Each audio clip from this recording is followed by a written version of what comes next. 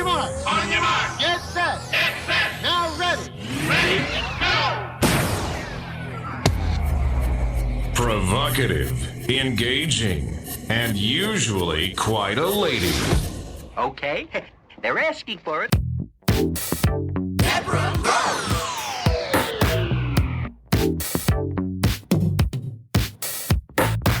Welcome to my podcast. Thanks so much for being here. I cannot wait. I just can't wait to share this with you. One of the most hilarious, and I mean hilarious, over-the-top comedies came out this week. And it was, you know what? Take a listen for yourself.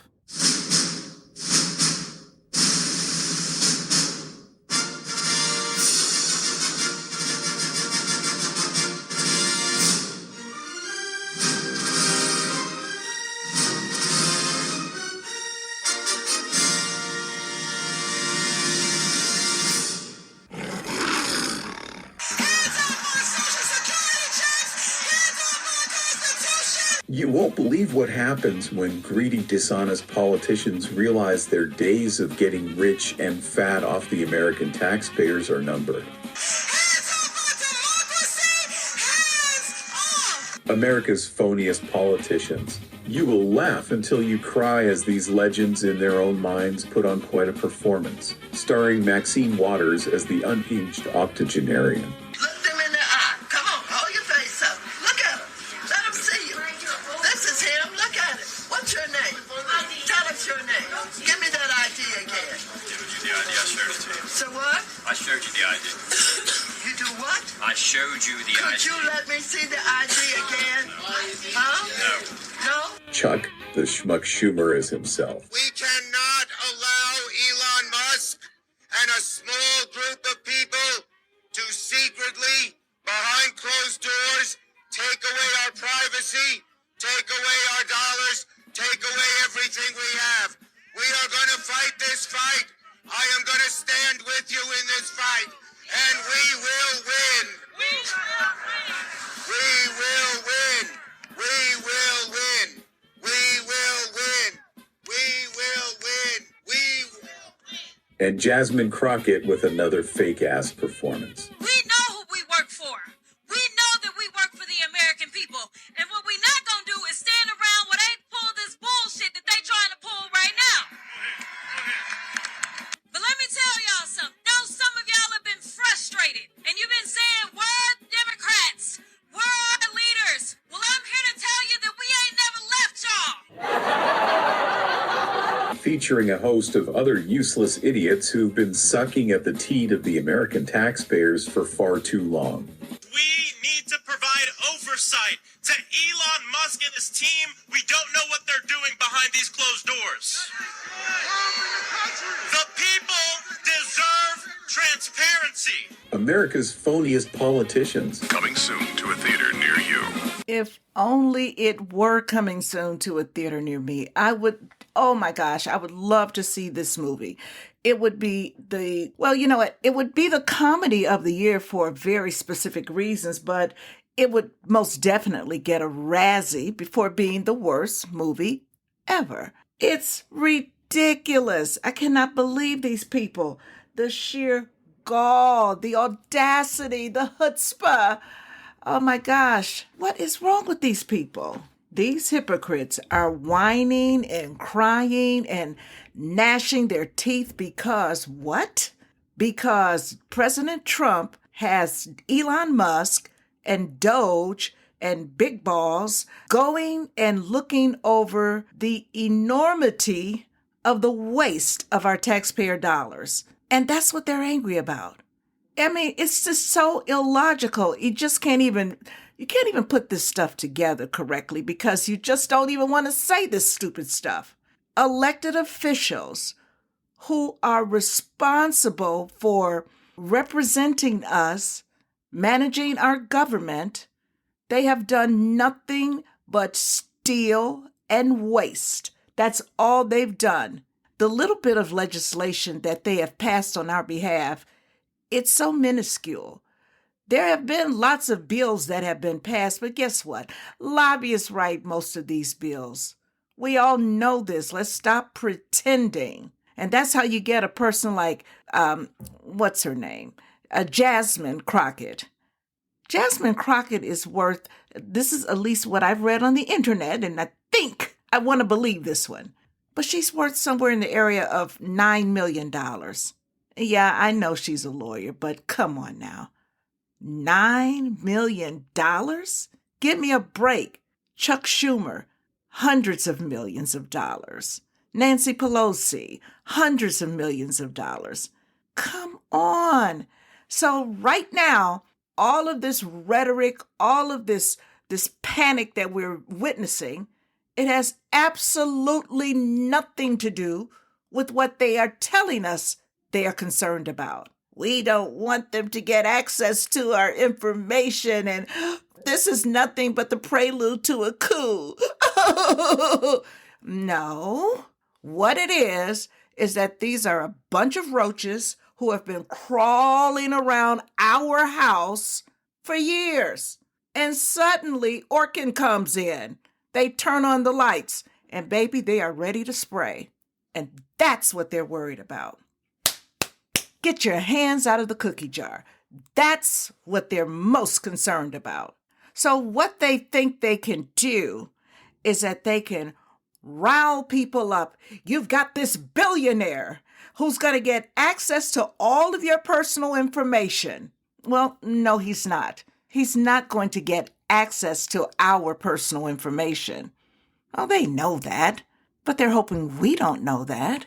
So they think they can rile up the people and get people to take to the streets. I think that's what Hakeem Jeffries said, and he isn't the only one who has said it, who has called for people to take to the streets. You've got to stop them.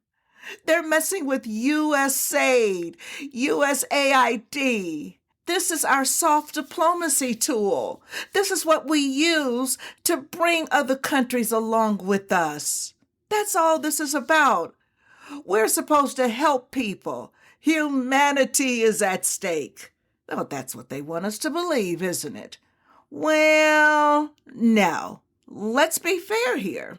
Yes, USAID does good things. No question about it. We've all seen the news stories where you see these poor people in sub-Saharan Africa. You see the people in Ukraine. You see the people who are in need. They're in dire need in many cases. And some of the really poor people, they're pulling these huge bags of grain because they're going to get their first meal for maybe 3 or 4 days. Compliments of the U.S. That's a good thing. It's not a good thing when we read about some of the things that Doge has already uncovered. No, that's not a good thing.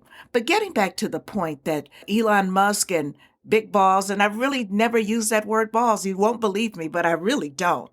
But it's kind of funny in this case because they are just so upset. They're not going to access our information. What is Elon Musk going to do with that information? No, President Trump is not going to greenlight him to go into our personal information. That's stupid. It's crazy talk. I don't think anybody is surprised about Elon Musk, Vivek Ramaswamy, Big Balls, or any of them doing what the president promised that he would do. He promised that he would just shrink all of this waste. And I like his first promise from his first term. He was going to drain the swamp. Well, actually, this is part of draining the swamp. Finding out where the money is going, money that is not specifically earmarked for very specific programs and services and operations that serve the American people. He wants to find out where's this money seeping out to. And the thing about it is, we have a situation where we've heard about it for a long time, this so-called deep state. This is deep state activity. And by that, I don't mean guys who are wearing trench coats and who are peering around the corner to see what government workers are doing. No, I'm talking about the unelected bureaucrats, the people who, for lack of a better term, whether someone or a president wins or loses, they're there. They stay there. Many times they are civil servants, But other times, yeah, they do come with certain administrations. For instance, with the Obama administration, he had those 8 years, and guess what? In Biden's 4 years, some of Obama's people came right back into federal service. They weren't elected, but guess what? We all know now those 4 years, President Biden operationally had nothing to do with that. Those were the unelected bureaucrats. And that's where your problems start. But they want to stoke this fear that wherever Doge goes, they're trying to somehow, some way hurt us. It simply isn't true. And I was thinking about this. They weren't bothered with President Trump saying that he would cut the fat, cut the waste in the Department of Education, in this war, do this, do that. They really weren't bothered by that. No matter what they say, that wasn't an issue for them. You know why? Because as far as they were concerned, it was nothing but political promises, political talk.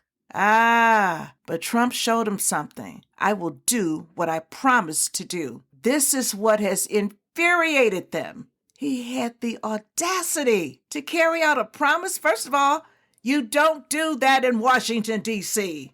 And you certainly don't do it when it's going to affect us. That's a problem. That's the other thing that they're so outraged about. You're going to stop our cash flow? Who does that in Washington? Are you crazy?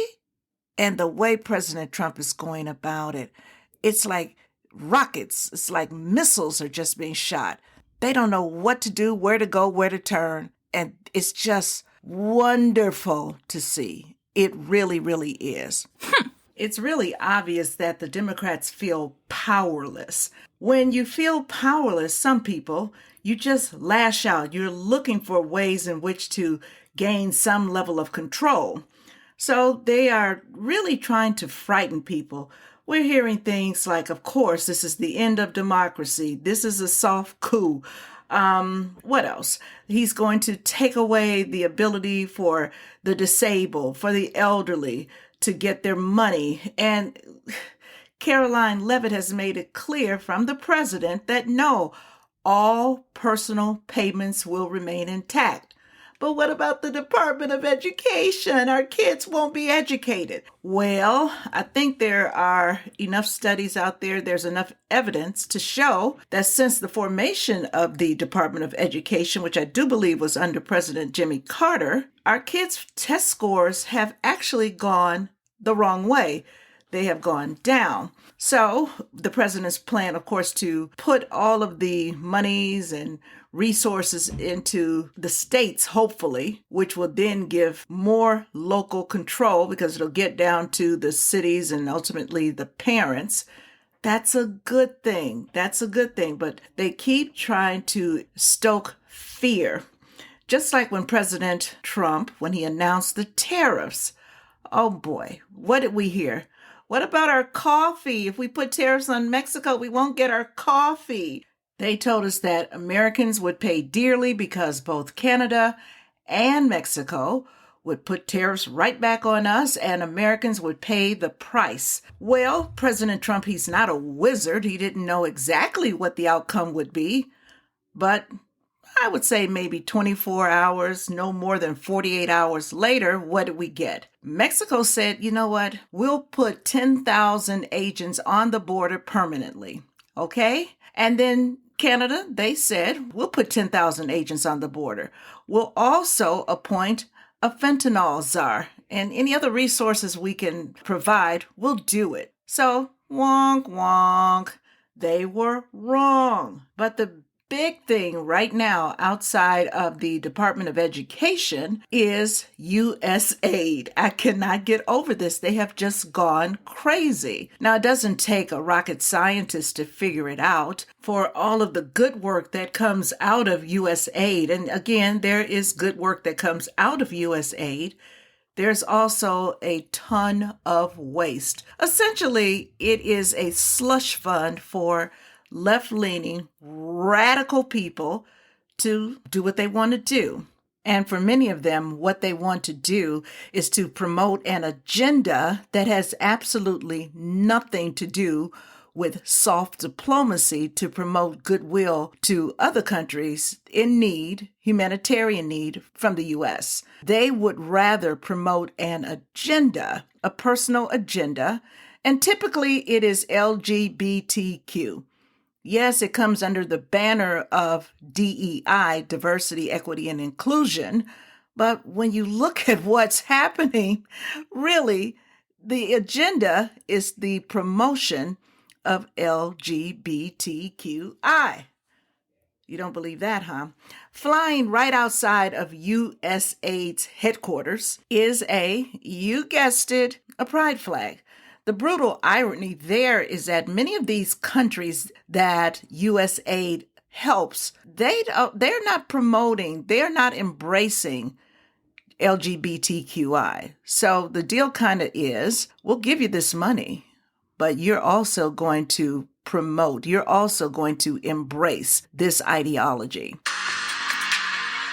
We just raised the pride flag here to kick off Pride Month outside USAID headquarters.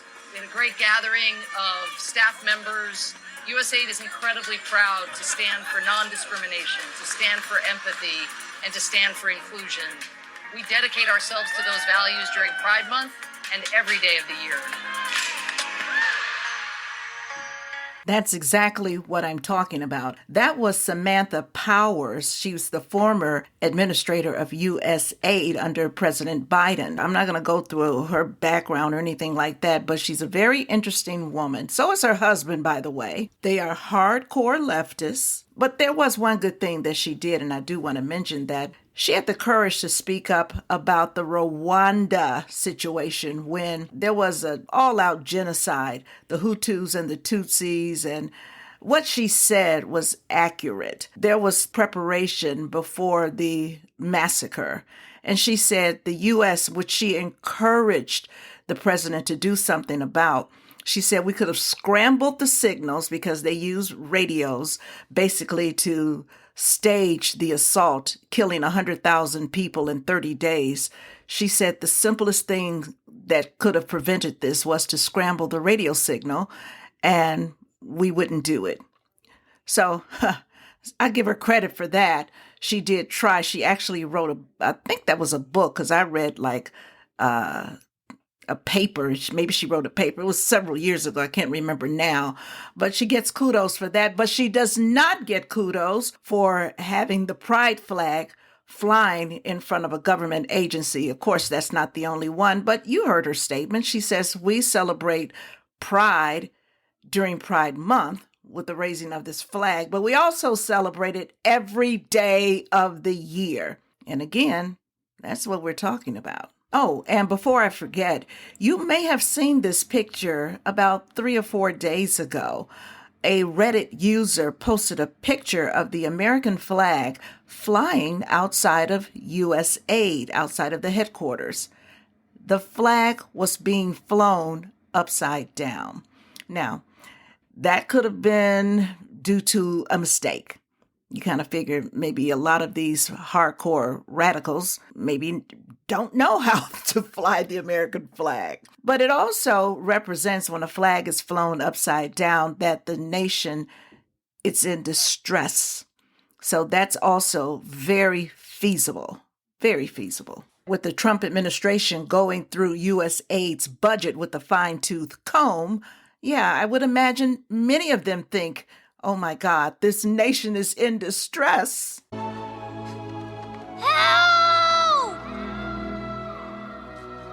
Somebody! Anybody! Help!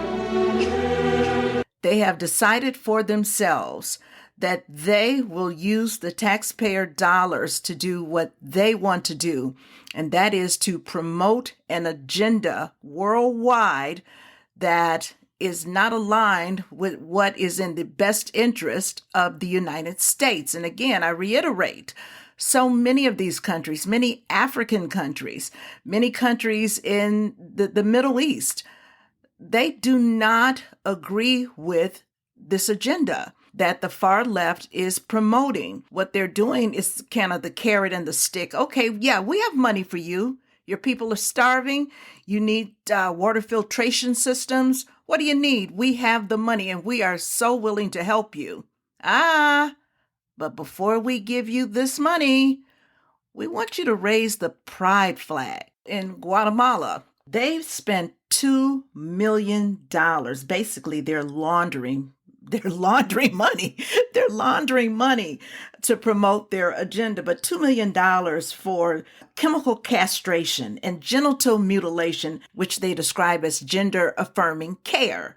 We saw $45 million to Burma for DEI initiatives. But hat tip to me, because in my last podcast, I talked about how religious organizations were also in on this scheme. And one of the things that has come out is that Catholic Charities has received a ton of money. Why? Well, to help illegals get into the United States. Bing! I did point that out during the last podcast, which, by the way, was before the story about U.S. aid broke. So let me tie it up this way. I believe that there is a global agenda for a number of things. And I also believe that agencies like USAID has in fact been used to promote that agenda. We are not talking about an American foreign policy agenda. No, we're not talking about that. But I do believe that this agenda includes ending borders. Yes, I want you to think about the EU and its impact on its own member nations. This agenda, it includes the promotion of DEI, which I maintain is primarily about promoting LGBTQ initiatives, such as the so-called gender-affirming care, the drag culture, on and on and on. The radicals who are in place at USAID and other agencies for sure, they're not the majority. I don't believe that at all. But they have great influence. I think they have a network that is both inside and outside of these agencies. And I just believe that this is a global cause. This is a global agenda. And that's why so much money was used for things that have absolutely nothing to do with American foreign policy. This is why the money is not being used as a tool for soft diplomacy. We know it's not a tool for soft diplomacy because a lot of these nations, yeah, they're willing to take the money, but just culturally, they're opposed to a lot of this agenda, this leftist agenda. So until now, our elected officials were either woefully ignorant or willfully compliant, either or. And I don't know, there may have been kickbacks or funding that was made available for their favorite cause or their favorite organizations. I just don't know. But what I do know is that there is so much outrage. So much outrage. Are they outraged about the massive amounts of taxpayer dollars that have been wasted? No. I challenge you to point out one Democrat that has said this is shameful. Now, there are Republicans who have said that, but I will also say most of them were also silent while all of this was taking place. But all of the outrage is coming from Democrats and those on the left side of Democrats. Not all Democrats are leftists. I think most of them are, but not all. But the most vocal ones, and it's a lot of them, they are just outraged. So what is this outrage really about? What has triggered them? But I can tell you right now, they are not triggered because of the massive spending. They're triggered because of the exposure. Who knew? I mean, who knew that we as taxpayers were paying to bring illegals into the country, or certainly to help them get into the country?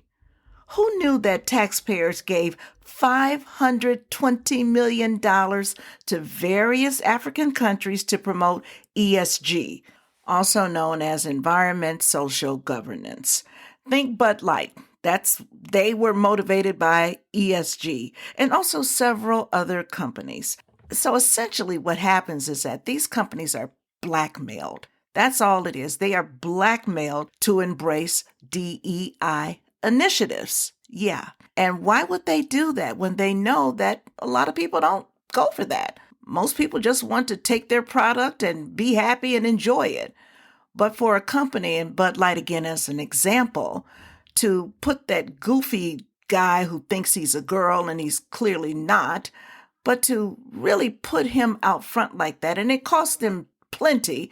But the reason they did that because they wanted to be in compliance with ESG. So when this is going on, a big company like BlackRock, who has control of a lot of our 401ks and things like that, when they say, we will give you a grade, and we want to know, are you embracing and supporting and implementing DEI? And if you are, then you get a good grade. You become a favorable company to invest in. So you have a goofy company, well, I don't want to call them goofy, but a company makes a bad decision like they did with Bud Light, and it costs them plenty because not everybody wants this. In fact, I suggest that most people do not want this. But we as taxpayers, through this U.S. aid, we have given $520 million to various African nations so that we can promote ESG. But see, a lot of these African countries, they don't want to promote DEI initiatives. Yes, they want the money, but no, they do not want to promote DEI initiatives. Let me give you a good example, and it really is important that we don't make the mistake of thinking this is something new, because none of this is new. This has been going on for a while. Think back when President Obama, he went to Kenya, and he was on national television. He was there for the entrepreneurial program they were having where they want to build more entrepreneurs, get more young people involved in entrepreneurship. So President Obama, he hops on a plane because his father was born in Kenya. So I'm sure he felt, well, this is just great synergy here. He gets over there, and he was there to announce that the U.S. would give Kenya $500 million for their entrepreneurial program. On television, he's talking about how similar the countries are and how wonderful it is that young people and women will learn to become entrepreneurs, and the U.S. is here with a fat check. But he also said, and this made news worldwide, that y'all got to do something about this anti-gay stuff. Well, he didn't say those words, but essentially that's what he said. In other words, the carrot and the stick. Oh, you want this money? Okay. Well, you got to stop being so homophobic. Yeah, essentially, that's what he said. But what I loved is what then President Kenyatta came back with. He came back right after President Obama, and the media, they asked him a question. Hey, President Obama says, you know what, you guys need to change your way of thinking. And here's what he said. Just like President Obama, I think we also need to be able to speak frankly about some of these things. And the fact of the matter is that Kenya, the United States, we share so many values. Our common love for democracy, entrepreneurship, value for families. These are things that we share. But there are some things that we must admit we don't share. Our culture, our societies don't accept. It's very difficult for us to be able to impose on people that which they themselves do not accept. This is why I repeatedly say that for Kenyans today, the issue of gay rights is really a non-issue. We want to focus on other areas that are day-to-day living for our people. The health issues that we have discussed with President Obama, these are critical. Issues of ensuring inclusivity and of women, a huge section of society that is normally left out of the mainstream of economic development. What we can do in terms of infrastructure, what we can do in terms of education, in terms of our roads, in terms of giving our people power, encouraging entrepreneurship. These are the key focuses. Maybe once like you have, overcome some of these challenges, we can begin to look at new ones.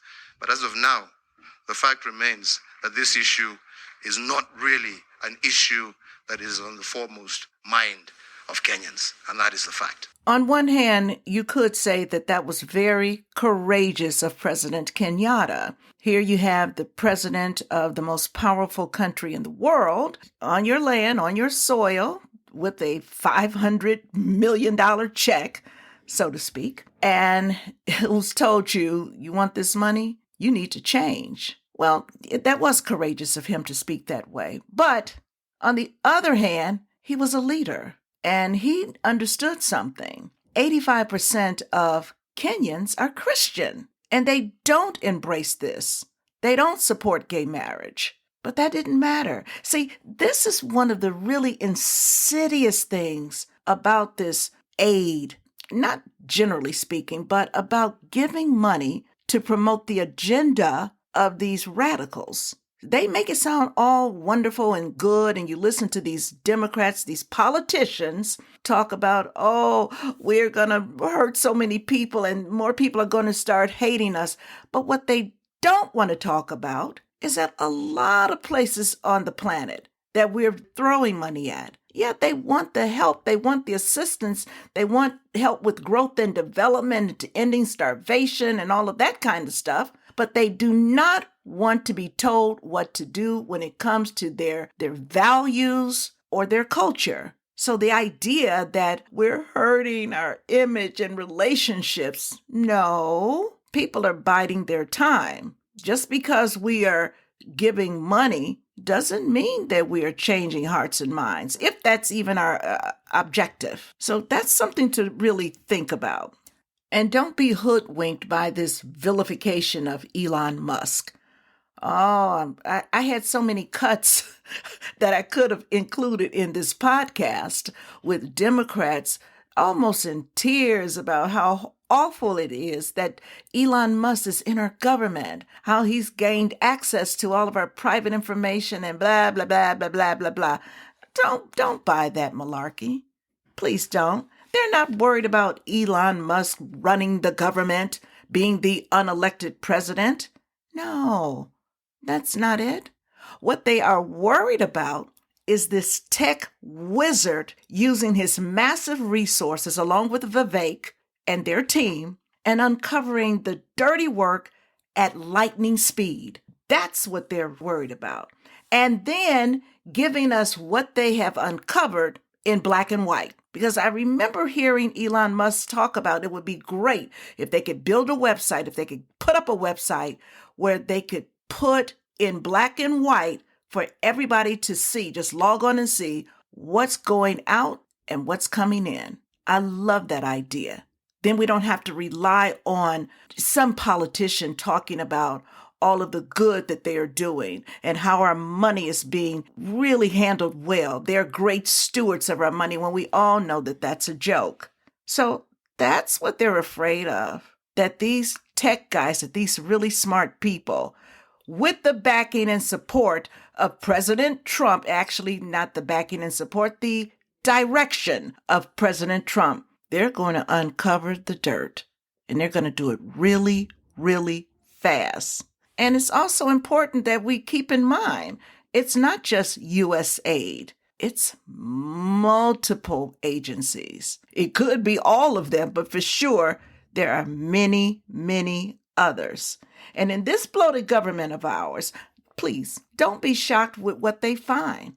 Don't have a heart attack when you find out how our money has been spent without our knowledge, where it's going. There are already reports that some of this U.S. aid money has gone to terrorist groups.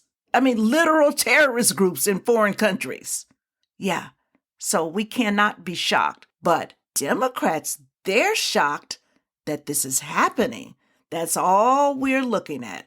They are shocked and they are afraid and they can't keep up with how fast this thing is moving. Bottom line, that's it. This is a bad time for them, because Democrats have dominated the big four issues for easily 20 years. Cultural, political, social, economic. They've dominated it. Yeah, they have. And they've enjoyed it. And they were salivating at getting even more power and more control of those big four areas. Because when you control those four areas, you've got control of everything.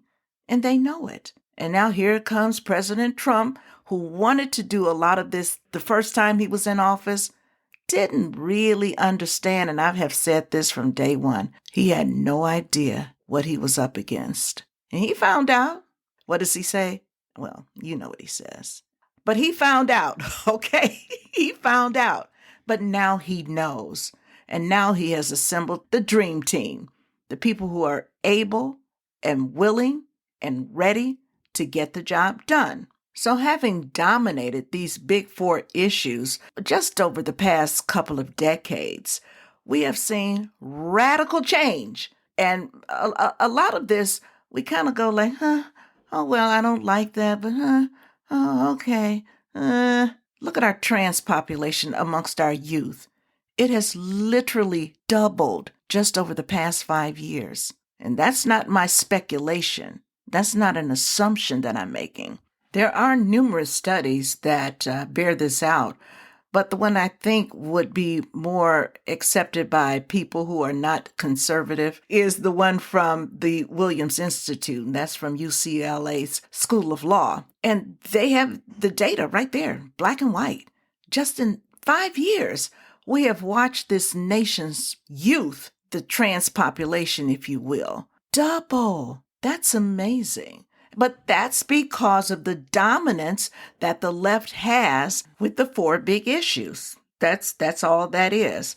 And we can't take these things lightly, but we have a number of cities that have established universal basic income. That's not a conservative issue there. You pay people because you put the guys that, well, people can't make enough money to take care of themselves, and that may be true, but some of these universal basic income programs, you name what you need. Or if you work or whether you don't work, you can have the money. Again, this is bigger than, oh, we just want to help people. We just want to help people. Look at what we've witnessed in so many large cities where the state's attorney or the DA, they just decided, you know what? We're not going to prosecute this crime. We're going to let people out of jail. We're going to do this. We're going to do that. We've got to go softer on crime. And what happened? Crime just shot up. That's an agenda. People really can't be that stupid. Well, they can be, but not so many people at once. So many allegedly smart people. And I never believe that they're just stupid. Oh, they're so stupid. No, they're not. They aren't. We've watched censorship. We've watched misinformation through our media. I mean, it's almost on steroids. This is why I say that the big four issues, cultural, political, social, economic, oh yeah, the left has gained a lot of ground.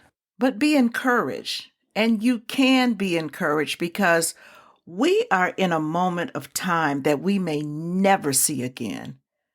This is truly our moment. And when I say our moment, I mean our as the American people. Not everybody's going to see it. Not everybody's going to appreciate it, but that doesn't matter. This is truly our moment.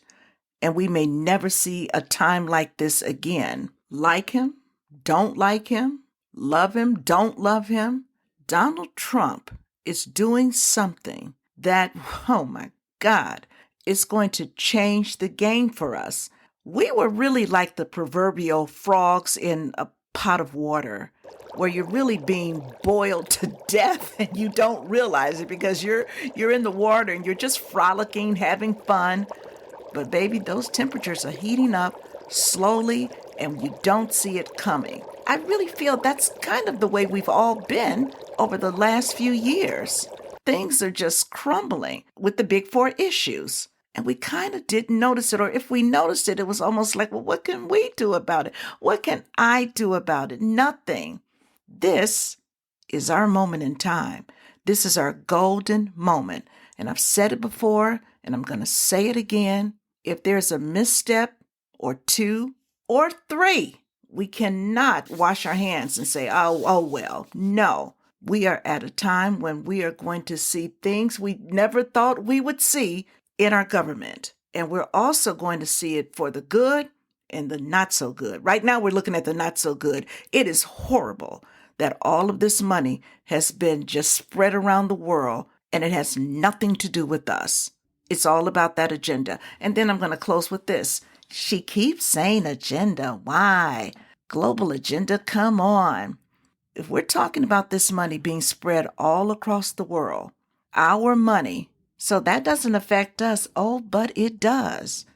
Because the very same things are happening to us. The sources are just different, but the effects are the same. So yeah, this is the time for us to right the ship. Let's get this thing back on track. And we've got the man in office to do it. And just like Elon Musk did not create USAID, he doesn't have the power to destroy it. And who's going to stop him? We are. We're going to stop him. Oh, why don't you shut up?